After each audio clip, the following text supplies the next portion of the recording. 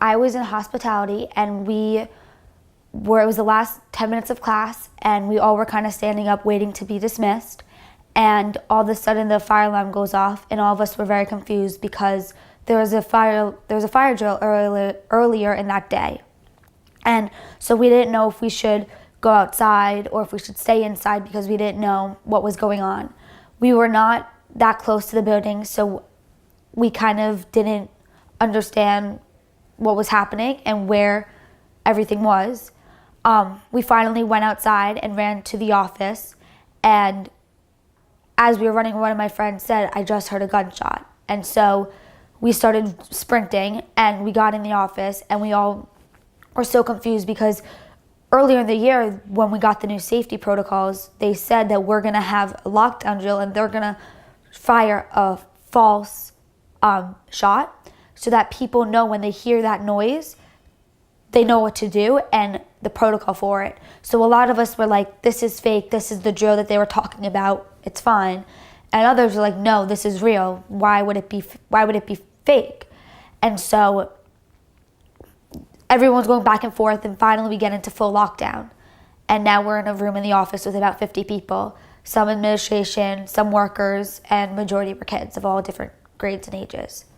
And we were so confused. We were texting our parents, not knowing what was going on, if it was the last time we were ever going to see them, where the shooter was, what part of the building, how long it was going on for.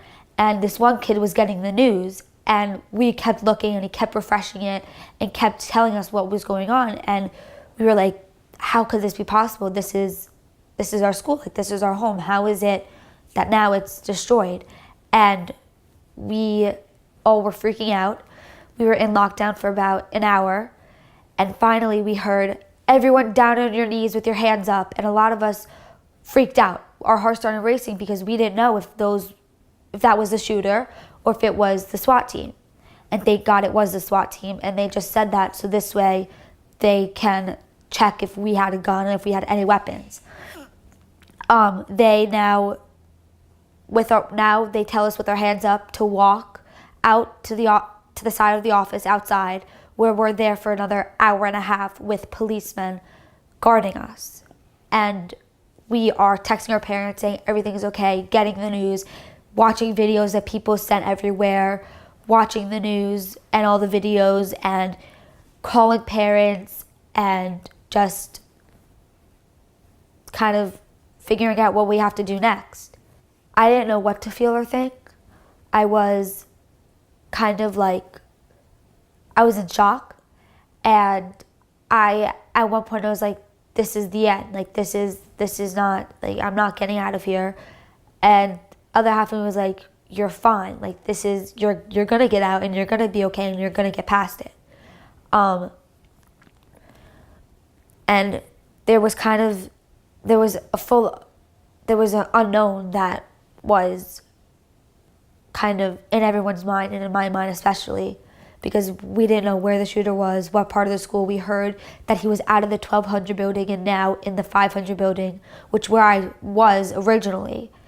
So I kind of was all over the place. My heart started pounding at random points, and I kind of just felt like this was either the end or not. A lot of the people were calling their parents, and then once that kid got the news, we kind of were talking about it and not really quite understanding it.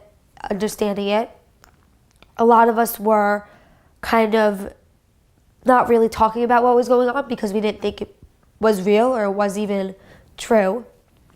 A lot of us were crying, not knowing anything, and kind of just talking about how if this is the end, how we like are all together. And I thankfully had a couple friends with me that if it was going to be the end, I was able to be with them.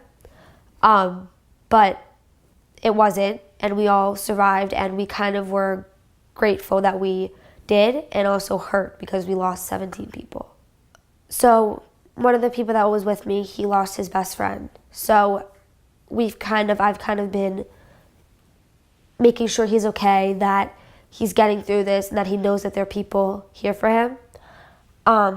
I sadly didn't know anybody that died, so I kind of don't, it's like a toll almost, because I understand the pain that they're going through, so, and I don't at the same time, so I'm kind of like there for them and making sure they're okay, and we've talked about it, and we've kind of set our points of views and what we think on this whole topic, and we've kind of just not come to peace with it, but come to peace with it. In order to make change, it has to come from us, because nobody is going to be listening to the parents, because they're not, they have a say, but they don't at the same time, because they're not the future. We are, the kids are. So by us taking action right now, saying that we're educated, we know what's happening, we know that this is what needs to stop, and this is what needs to happen, we can really impact it and make it a bigger statement and possibly change something.